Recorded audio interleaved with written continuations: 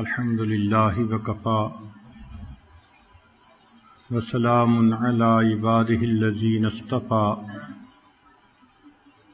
أما بعد أعوذ بالله من الشيطان الرجيم بسم الله الرحمن الرحيم سبحان ربك رب العزة عما يصفون وسلام على المرسلين والحمد لله رب العالمين اللهم صل على سيدنا محمد وعلى آل سيدنا محمد وبارك وسلم۔ آج کی اس محفل میں وہ چند نکتے سمجھانے ہیں کہ جن سے روح کو غذا ملتی ہے، تاکہ ہم اس کو یاد رکھیں اور کوشش کریں ان اعمال کو زیادہ کرنے کی، روزانہ کرنے کی، تاکہ جسم کے ساتھ روح کو بھی غذا ملتی رہے۔ تو روح کی غذا اوپر سے آنے والے انوار و تجلیات ہیں۔ چنانچہ سب سے پہلی چیز جس کی وجہ سے انسان کی روح کو غذا ملتی ہے، قرآن عظیم الشان، قرآن مجید کا پڑھنا، قرآن مجید کا سننا، یہ انسان کی روح کو غذا پہنچاتا ہے۔ اور دلیل قرآن عظیم الشان میں سے وَإِذَا قُرِئَ الْقُرْآنُ فَاسْتَمِعُوا لَهُ وَأَنصِتُوا لَعَلَّكُمْ تُرْحَمُونَ۔ یہ ترحمون کا لفظ سند ہے، سٹیمپ لگ رہی ہے، رحمت برستی ہے، اور وہ رحمت جسم کی غذا نہیں ہے، وہ رحمت دل کی غذا ہے، روح کی غذا ہے۔ جس قرآن مجید کو سننے سے رحمت برستی ہے، اس کو پڑھنے سے کتنی رحمت برستی ہوگی۔ یہاں تو کہا نا کہ جب پڑھا جائے تو تم سنو تاکہ رحمت برسے، تو سننے والے پر رحمتیں برس رہی ہیں، تو پڑھنے والے پر کیا رحمتیں برستی ہوں گی۔ تو اس کا مطلب یہ کہ ہم روزانہ فجر کی نماز پڑھا کریں، تو پھر سورہ یاسین پڑھا کریں، قرآن مجید پڑھا کریں، فوراً اپنی روح کو ناشتہ کروانے کی کوشش کیا کریں۔ اس لیے ابن تیمیہ رحمۃ اللہ علیہ فجر کے بعد اشراق تک مسجد میں بیٹھے رہتے تھے۔ لوگ کہتے تھے کیا وجہ ہے، آپ نے ناشتہ نہیں کرنا؟ تو وہ فرماتے تھے کہ تم اپنے جسموں کو ناشتہ کروا رہے ہو، میں بیٹھا اپنی روح کو ناشتہ کروا رہا ہوں۔ تو اس کا مطلب یہ کہ فجر کے بعد تلاوت کا کرنا، تسبیحات کا کرنا، ذکر کا کرنا، یہ انسان کے لیے باطنی غذا کا ذریعہ بنتا ہے۔ ہم میں سے کتنے ہوں گے جو اس کی باقاعدگی کرتے ہیں؟ الا ماشاء اللہ، معمولی نہیں۔ یعنی کھانے پینے کا تو معمول ہے، گھر کا بچہ بھی بتا دے گا اتنے بجے ناشتہ ہوتا ہے، اتنے بجے دوپہر کا کھانا اور اتنے بجے رات کا کھانا، لیکن روحانی غذا کا معمول ہی نہیں۔ تو معمول بنانا ضروری ہے۔ جتنے لوگ اولیاء بنے اس دنیا میں، یہ وہ لوگ تھے جو معمولات کرتے تھے باقاعدگی کے ساتھ، تب ان کو وہ نعمت ملی۔ اتفاقاً نہیں کوئی ولی بن جاتا، اس کے پیچھے محنت ہوتی ہے، تب اللہ کی رحمت متوجہ ہوتی ہے۔ تو معلوم ہوا کہ ہم تہجد میں اٹھیں، فجر سے پہلے یا فجر کے بعد، اس نیت سے یہ اعمال کریں کہ یہ چیز ہمارے لیے روح کی غذا بنے گی۔ ہمارے اکابر جب دن کے کام کاج سے فارغ ہوتے تھے تو مصلی پہ آ جاتے تھے، رات گزار دیتے تھے مصلی کے اوپر۔ ان کو رات کے اندھیرے کا اس طرح انتظار ہوتا تھا جس طرح دلہا کو دلہن سے ملنے کے لیے رات کا انتظار ہوا کرتا تھا، ایسے وہ رات کے منتظر رہا کرتے تھے۔ عشاء کے وضو سے فجر کی نماز پڑھنا، رات کا بیشتر حصہ نوافل میں کھڑے رہنا، حتیٰ کہ ہمسائے کے لڑکے بچے ان کو چھت کے اوپر ایک مینارہ سمجھا کرتے تھے۔ تو اتنا تو وہ اللہ کی یاد کیا کرتے تھے نا، قرآن پڑھا کرتے تھے۔ اور ہمارے قریب کے زمانے کے بزرگوں کا معمول ایک منزل روزانہ کا۔ اس عاجز کے والد صاحب حافظ نہیں تھے، مگر پوری زندگی ایک منزل روزانہ پڑھنا ان کا معمول تھا۔ ہم نے بچپن سے لے کے اپنے بال سفید ہونے تک اپنے والد کو ہر جمعرات کو ختم قرآن کرتے دیکھا ہے۔ ہر جمعرات کو ان کا ختم ہوتا تھا، ناظرہ پڑھتے تھے، تو معمول تھے ان کے۔ ہم بھی سوچیں اس کے اوپر کہ ہمارا بھی کوئی دن قرآن مجید کی تلاوت کے بغیر نہ گزرے۔ زیادہ نہیں کر سکتے تو چلو تھوڑا صحیح، مگر کریں تو صحیح نا۔ یہ تو نہیں کہ کئی دن گزر جاتے ہیں قرآن مجید کئی گھروں میں کھولنے والا ایک بھی نہیں ہوتا، اخبار روز پڑھا جاتا ہے، ٹی وی روز دیکھا جاتا ہے، اور انٹرنیٹ کی مصیبت تو 24 گھنٹے کھلی رہتی ہے۔ اگر نہیں کھلتا اللہ کا قرآن، تو اپنی روح کو غذا پہنچانے کے لیے ہمیں قرآن مجید کی تلاوت کا معمول روزانہ لازماً پورا کرنا چاہیے۔ بس یہ نیت کریں کہ ناشتہ چھوٹتا ہے تو چھوٹ جائے، قرآن مجید کا معمول نہ چھوٹے ہمارا، اس پابندی کے ساتھ۔ اچھا صبح نہیں پڑھ سکے تو شام پڑھ لیں۔ نبی علیہ الصلوۃ والسلام کی تو ماشاءاللہ سنت ہی یہی ہے۔ کچھ صورتیں ہیں جو صبح پڑھنا مسنون ہے، کچھ ظہر کے بعد، کچھ مغرب کے بعد، کچھ عشاء کے بعد سونے سے پہلے۔ حدیث پاک میں آتا ہے نبی علیہ السلام سونے سے پہلے سورہ ملک پڑھا کرتے تھے۔ یہ کیا چیز تھی؟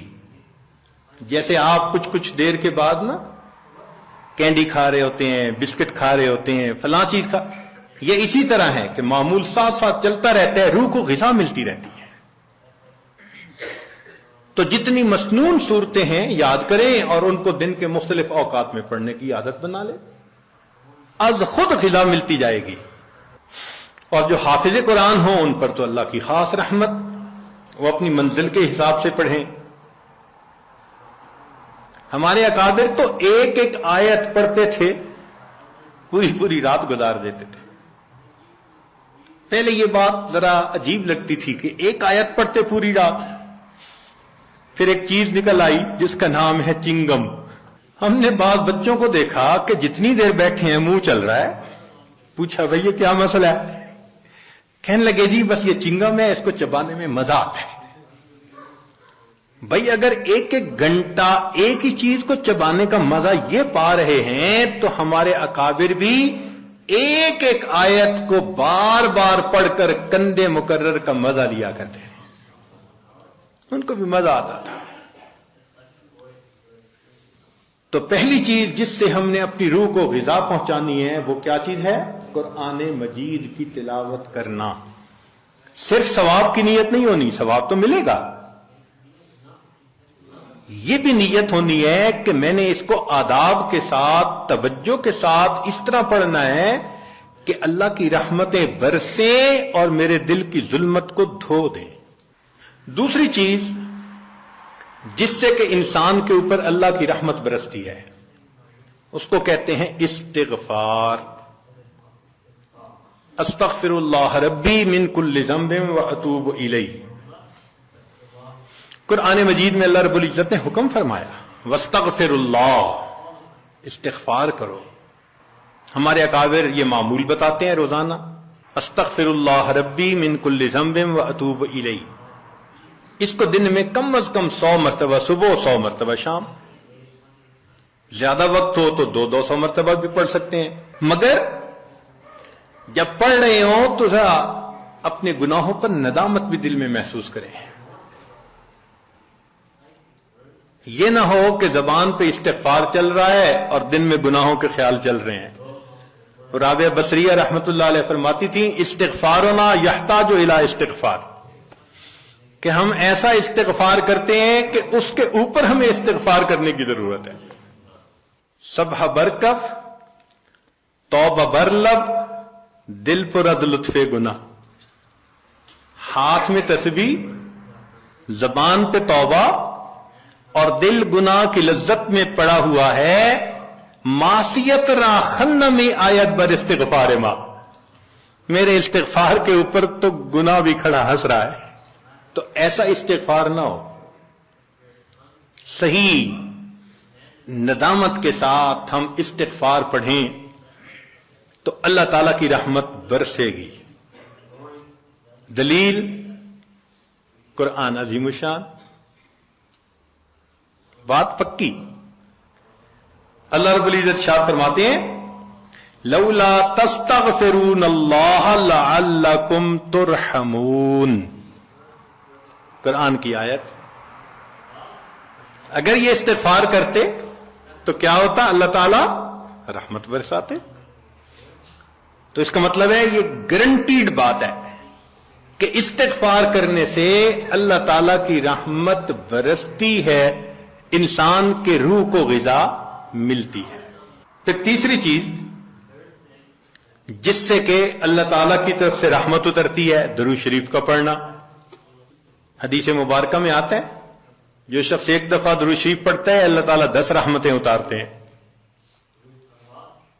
تو 10 رحمتوں کا اترنا اس بات کی دلیل کہ روح کو غذا ملتی ہے، نور اترتا ہے انسان کے اوپر.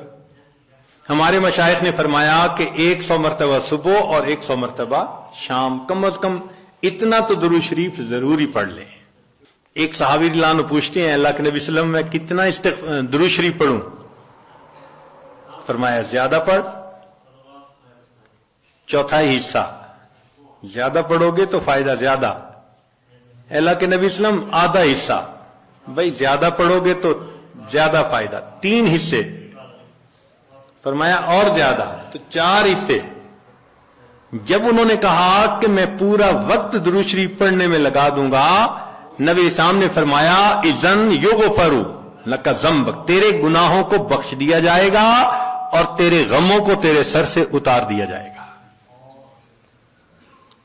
تو درود شریف کے پڑھنے سے اللہ تعالیٰ گناہوں کو معاف کرتے ہیں اور دھو دیتے ہیں. صدیق اکبر رضی اللہ عنہ فرمایا کرتے تھے کہ ٹھنڈا پانی آگ کو اتنا جلدی نہیں بجھاتا جتنا جلدی درود شریف کا پڑھنا انسان کے دلوں کی ظلمت کو مٹا دیتا ہے.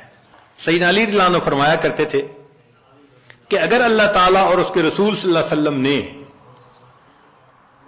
تسبیح، تکبیر، تحمید، تحلیل ان کے فضائل نہ بتائے ہوتے تو میں اپنا پورا وقت درود شریف کے پڑھنے میں گزار دیتا. تو ہم بھی درود شریف پڑھیں کم از کم 100 مرتبہ صبح اور 1 مرتبہ شام. اس سے کیا ہوگا کہ دل کو غذا پہنچ جائے گی. چوتھی چیز اللہ کا ذکر کرنا، ذکر لسانی یا ذکر قلبی جیسا بھی معمول ہو. ذکر کے کرنے سے اللہ تعالی کی رحمت اترتی ہے. اور حدیث پاک سے دلیل نزلت علیہم السکینہ، ان کو رحمت ڈھانپ لیتی ہے. ملائکہ آ جاتے ہیں ان کے اوپر. جہاں لوگ مل بیٹھتے ہیں مختلف جگہوں سے آئے ہوئے اللہ کو یاد کرنے کے لیے، تو ذکر کرنے سے سکینہ کا نازل ہونا بھی اس بات کی دلیل کہ انسان کے دل کو غذا ملتی ہے. ذکر سے ذات کی محبت بھی پیدا ہوتی ہے. جتنا جس چیز کا تذکرہ زیادہ کریں اتنا اس سے محبت ہوتی ہے. تو کثرت ذکر کا حکم اس لیے کہ اس سے اللہ رب العزت کی محبت انسان کے دل میں بڑھتی ہے. یہ نغمہ فصل گلو لالا کا نہیں پابند، بہار ہو کہ خزاں لا الہ الا اللہ. ہمیشہ ذکر کرنا ہے، ہر وقت کرنا ہے.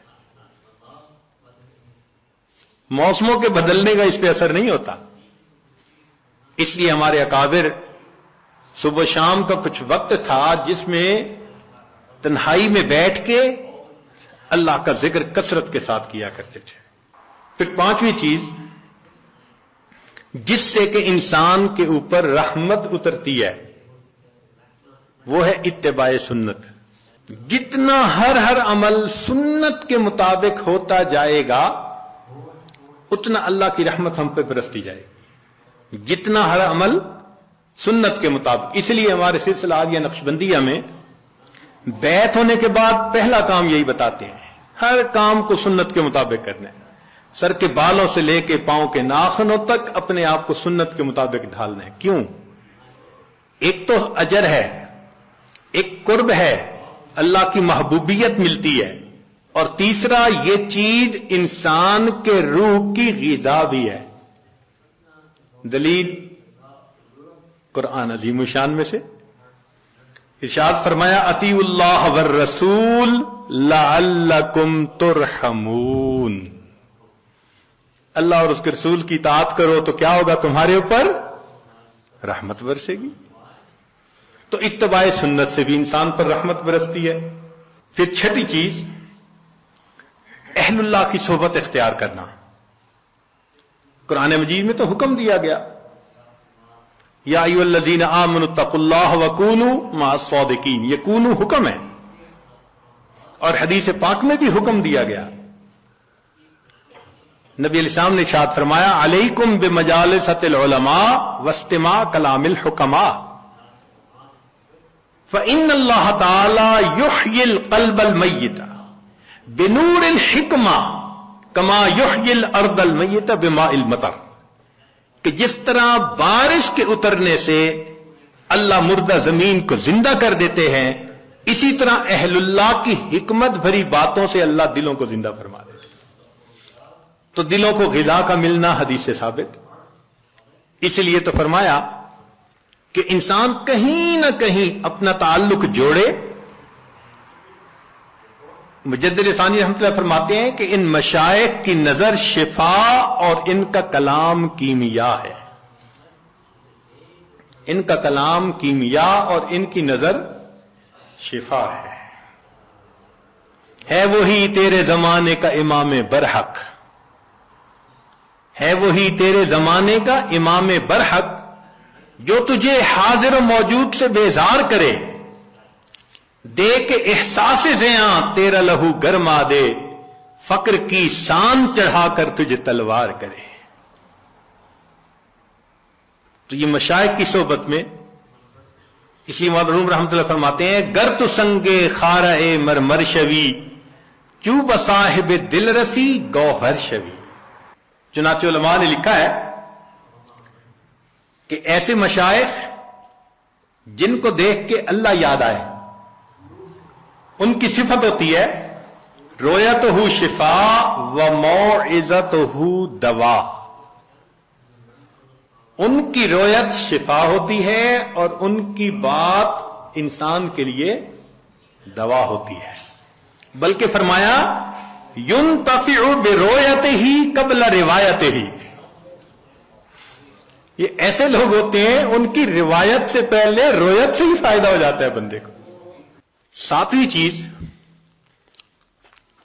جس سے کہ انسان کے دل پر نور اترتا ہے وہ ہے تقوی کو اختیار کرنا۔ اس لیے ہمارے مشائخ جہاں اتباع سنت کا تلقین کرتے ہیں وہاں ساتھ گناہوں سے بچنے کا بھی حکم دیتے ہیں، بھئی گناہوں سے اپنے آپ کو بچاؤ، اور گناہوں سے بچنا، مشتبہات سے بچنا، اسی کا نام تقوی ہے۔ جتنا تقوی اختیار کریں گے اتنا اللہ کی رحمت برسے گی۔ جی، تقوی اختیار کرنے سے بھی رحمت برستی ہے۔ وہ کیسے؟ دلیل قرآن عظیم الشان، قرآن مجید کی آیت ہے، اللہ ارشاد فرماتے ہیں واتقوا اللہ لعلکم ترحمون، تم تقوی اختیار کرو تم پر رحمتیں برسائی جائیں گی۔ تو تقوی کے اختیار کرنے سے بھی رحمت برسی۔ اس لیے یہ مہینہ رحمت کا مہینہ کیوں کہلاتا ہے؟ اس لیے کہ یہ ماہ سیام ہے، اور سیام کا اصل مقصد کیا ہے؟ لعلکم تتقون، اور تقوی سے رحمت برستی ہے۔ اس لیے اس کو شہر الرحمہ کہا، شہر الغفران کہا، حدیث مبارکہ میں شہر عظیم کہا اس شہر اس مہینے کو۔ اور ہم تو صرف رمضان کی برکتیں اگر لے پائے تو بڑی بات، ہمارے مشائخ تو پوری زندگی اسی ترتیب پہ گزارتے تھے، فرماتے تھے الدنیا یوم ولنا فیہا صوم، دنیا ایک دن کی ہے اور ہم نے اس ایک دن میں روزہ رکھا ہوا ہے، یعنی گناہوں سے بچنے کا روزہ، یہ مقصد تھا ان کا۔ پوری زندگی اسی طرح گزار دیتے تھے۔ اس لیے فرمایا للصائم فرحتان، روزہ دار کے لیے دو خوشیاں ہوتی ہیں، فرحت عند الافطار، ایک تو افطار کے وقت خوشی، وفرحتن عند لقاء الرحمن، جب رحمان سے ملیں گے اس وقت بھی خوشی ہوگی۔ اس لیے یہ رمضان کا مہینہ انسان کے دل کو منور کر دیتا ہے۔ ظاہر میں تو نظر آتا ہے کہ جی بھوکا رہنا پڑے گا، مگر کہاں بھوکا رہنا پڑتا ہے؟ اگر اوور آل دیکھیں تو رمضان میں انسان زیادہ کھاتا ہے، اور جتنی نعمتیں رمضان میں ملتی ہیں باقی مہینے میں تو ملتی نہیں ہے۔ مگر رمضان المبارک میں واقعی روزہ دار پر اللہ کی رحمت برستی ہے۔ پھر 9ویں چیز کہ انسان اللہ رب العزت سے دعا بھی مانگے، یہ اعمال بھی کرے اور ان اعمال کو کر کے اللہ تعالی سے دعا بھی مانگے۔ اے اللہ میرے دل کو منور فرما دیجئے، میرے دل کو غذا پہنچا دیجئے، میری روح کو منور کر دیجئے۔ اور یہ چیز حدیث پاک سے ثابت ہے۔ نبی علیہ الصلوۃ والسلام جب فجر کی سنتیں ادا فرما کے مسجد میں تشریف لے جاتے تھے تو حدیث پاک میں ہے کہ راستے میں نبی علیہ السلام دعا مانگتے تھے، اللہم اجعل فی قلبی نورا وفی بصری نورا وفی سمعی نورا وعن یمینی نورا وعن شمالی نورا ومن خلفی نورا ومن امامی نورا واجعل لی نورا، اللہ مجھے ہی نور بنا دے۔ اب یہ دیکھیے کتنی اہم بات ہے، ہم میں سے کتنوں کا معمول ہے اس دعا کو پڑھنا؟ اللہ ماشاء اللہ بہت کم لوگ ہوں گے جو باقاعدہ پڑھتے ہوں گے۔ اللہ کے حبیب صلی اللہ علیہ وسلم نے تو ہمارے لیے یہ دعا سکھائی ہمیں، دنوں پہ دن گزر جاتے ہیں، مہینوں پہ مہینے یہ دعا مانگی نہیں ہوتی۔ اللہ کے حبیب صلی اللہ علیہ وسلم دعا مانگ رہے ہیں، اللہم اجعلنی، اللہ مجھے ہی نور بنا دے۔ آج وقت ہے اس نور کو حاصل کرنے کا۔ اگر دنیا میں اس نور کو حاصل نہ کیا تو پھر قیامت کے دن پریشانی ہوگی۔ اس لیے جو نیک کام کرتا ہے، شریعت و سنت کی اتباع کرتا ہے، اللہ تعالیٰ کا قرب حاصل کرتا ہے تقوی کے ذریعے، تو فرمایا افمن کان میتا فاحییناہ، اور وہ جو مردہ تھا اس کو ہم نے زندہ کیا، وجعلنا لہ نور، اور اس کو ہم نے نور عطا کیا، یمشی بہ فی الناس، اس نور کو لے کے وہ انسانوں میں چلتا ہے اور دین کی دعوت کا کام کرتا ہے۔ تو اس نور کو دل میں لینا یہ انتہائی ضروری ہے ہمارے لیے، اور اس نور کو لینے کی جگہ فقط یہ دنیا ہے، اس کے بعد یہ نور نہیں مل سکے گا۔ اس کی مثال یوں سمجھ لیجئے، انسان کے بدن کے بننے کی جگہ ماں کا پیٹ۔ اگر بچہ اس طرح سے پیدا ہو کہ دونوں آنکھیں نہ بن سکیں تو دنیا کا کوئی ڈاکٹر دنیا میں آنکھیں نہیں بنا سکتا اس کی۔ کئی بچوں کی انگلیاں ان کی گروتھ پوری نہیں ہوتی تو دنیا میں آ کے پوری نہیں ہو سکتی، کیونکہ ماں کا پیٹ اس کی گروتھ کی جگہ ہے۔ اگر پوری ہو گئی تو بہت اچھا، اگر نہیں تو پھر وہ کمی رہے گی۔ یہی حال انسان کی روح کے معاملے کا، کہ روح کے بننے کی جگہ یہ زمین و آسمان کا پیٹ ہے۔ بن گئی روح تو بہت اچھا، نہ بنی تو آگے جا کے نہیں بن سکے گی۔ چنانچہ قیامت کا دن ہوگا تو ایمان والے اپنے نور کو لے کر اللہ کے حضور جائیں گے۔ یوم تری المؤمنین والمؤمنات یسعی نورہم بین ایدیہم وبایمانہم، ایمان والوں کا نور دائیں اور بائیں ان کے سامنے۔ جنہوں نے محنت کی ہوگی، 1000 واٹ کا بلب جیسے جلا ہوتا ہے ایسے ان کا نور ہوگا، اور نور چونکہ پھیلتا ہے تو اس لیے ارد گرد منافق بھی ہوں گے۔ اوپر سے تو بڑے نیک بنتے تھے اور اندر سے غفلت کی زندگی، دورنگی کی زندگی۔ وہ پھر کہیں گے انظرونا نقتبس من نورکم، ذرا ہماری طرف بھی توجہ کیجئے، ہم آپ کے نور سے فائدہ اٹھائیں۔ تو ان کو وہاں کیا کہا جائے گا؟ قیل ارجعوا وراءکم فالتمسوا نورا، جاؤ دنیا میں، یہ نور تو دنیا سے ملا کرتا تھا۔ تو نور ملنے کی جگہ تو یہ دنیا ہے۔ یہ ہماری خوش نصیبی ہے کہ ہم ابھی زندہ ہیں۔ اپنے دلوں کو منور کرنا چاہیں تو ہم دلوں کو منور کر سکتے ہیں۔ جیسے نبی علیہ السلام نے اپنی ایک صحابی کے بارے میں فرمایا، اس کا سینہ تو گلے تک نور سے بھرا ہوا ہے، نور ایمان سے، الا مشاشا، فرمایا گلے تک اس کا سینہ نور ایمان سے بھرا ہوا ہے۔ ایسے نور ہمارے اندر آ جائے نا تو وہ تو ہم اسی دنیا میں ہی حاصل کر سکتے ہیں، اور اگر اس دنیا میں غفلت کی زندگی گزاری، گناہوں کی زندگی گزاری، تو رب کریم فرماتے ہیں وَمَن لَّمْ يَجْعَلِ اللَّهُ لَهُ نُورًا فَمَا لَهُ مِن نُور، پھر اس کے لیے نور نہیں ہوگا۔ تو ہم یہاں پر اعتکاف کے لیے جو حاضر ہوئے تو بدن کو غذا پہنچانے کے لیے نہیں، بدن کو غذا تو انسان کو ہمیشہ اپنے دیس میں، اپنے گھر میں بہتر پہنچ جاتی ہے، یہاں حاضر ہوئے ہیں اپنی روح کو غذا پہنچانے کے لیے۔ تو آج اس عنوان کو اس لیے ذرا کھولا کہ ہم نے کچھ اعمال کرنے ہیں، پھر اللہ سے مانگنا ہے، اپنے دل کے نور کی اس کمی کو ہم نے پورا کرنا ہے، اور اگر اس کمی کو پورا نہ کر پائے اور زندگی کے وقت گزر گیا، پھر حسرت اور ندامت کے سوا کچھ نہیں ہوگا۔ ذرا سوچئے تو صحیح، قیامت کا وہ دن ہوگا جب انسان روشنی کو تلاش کرتا پھر رہا ہوگا اور اندھیرا ہوگا چاروں طرف، اور پھر اگر حکم دے دیا گیا کہ اس کو لے جاؤ جہنم میں، اللہ اکبر کبیرہ۔ روح البیان تفسیر میں لکھا ہے کہ 10 جانور جنت میں جائیں گے، ایک بقرہ گائے جائے گی جس کو ذبح کرنے کا موسیٰ علیہ السلام کو حکم ہوا تھا، یونس علیہ السلام کی حوت مچھلی، القبش اسماعیل علیہ السلام کا، ان کی جگہ جو مینڈا ذبح ہو گیا تھا وہ بھی جنت میں جائے گا، اجل ابراہیم علیہ السلام کا جس کو وہ بھون کے لائے تھے فرشتوں کو کھلانے کے لیے، نملہ سلیمان علیہ السلام کے لشکر کو دیکھ کر جس چیونٹی نے بات کی تھی، النمل ایتھا النمل ادخلوا مساکنکم، وہ چیونٹی بھی جنت میں جائے گی، ہدہد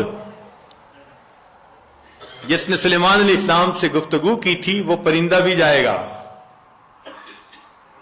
صالح علیہ السلام کی ناقہ اونٹنی بھی جنت میں جائے گی، اور نبی علیہ السلام کی ناقہ بھی جنت میں جائے گی، اور عزیر علیہ السلام کا گدھا بھی جنت میں جائے گا، اور 10واں اصحاب کہف کا کتا بھی جنت میں جائے گا۔ اب ذرا غور کیجئے وہ کیا منظر ہوگا کہ یہ جانور تو جا رہے ہیں جنت میں، اور جس کو اللہ نے آنکھیں دی، دل دماغ دیا، نعمتیں دی، وہ انسان اپنی غفلتوں کی وجہ سے جہنم میں۔ اگر اس وقت گدھے نے یہ کہہ دیا اے انسان تو مجھے بے وقوف سمجھتا تھا نا، گالی بھی دینی ہوتی تھی کسی کو بے وقوفی کی تو گدھا کہتا تھا، آج وہ بے وقوف تو جا رہا ہے جنت میں، تو کہاں کا عقل مند نکل آیا کہ تو جہنم میں۔ ما جاءکم نذیر، ڈرانے والا نہیں آیا تھا، کہیں گے ڈرانے والا تو آیا تھا، لو کننا نسمع او نعقل ما کننا فی اصحاب السعیر، اگر ہم سنتے ہماری عقل کی رتی ہوتی ہمارے پاس تو ہم پھر جہنم میں نہ جاتے۔ اس کا مطلب یہ کہ ہم سنتے نہیں، سوچتے نہیں۔ اور گدھے کی بات تو ایک طرف رکھ دیں، اگر اصحاب کہف کے کتے نے اس وقت کہہ دیا کہ تم تو مجھے ذلت کی نظر سے دیکھتے تھے نا، اور میرا نام تو گالی تھا نا، اور میری حالت تو یہ تھی تم خشک ٹکڑا کھلاتے تھے، میں تمہارا در نہیں چھوڑتا تھا، اور تمہیں جو پروردگار روز نعمتیں کھلاتا تھا تمہیں اس کا در یاد نہیں آتا تھا، میں ایک روٹی کی خاطر تمہارے گھر کا ساری رات جاگ کے پہرا دیتا تھا، اور تم اپنے رب کی عبادت کے لیے رات کو 2 نفل پڑھ نہیں سکتے تھے.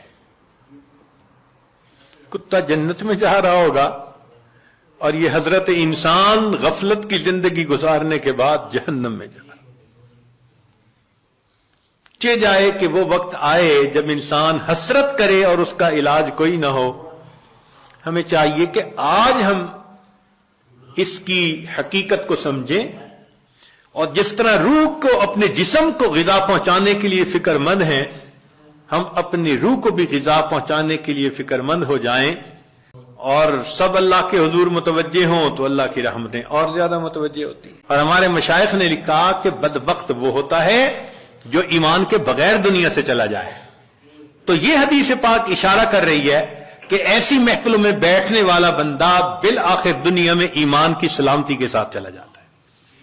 تو ان محفلوں کی قدر کریں، فکر کریں. وآخر دعوانا ان الحمد للہ رب العالمین.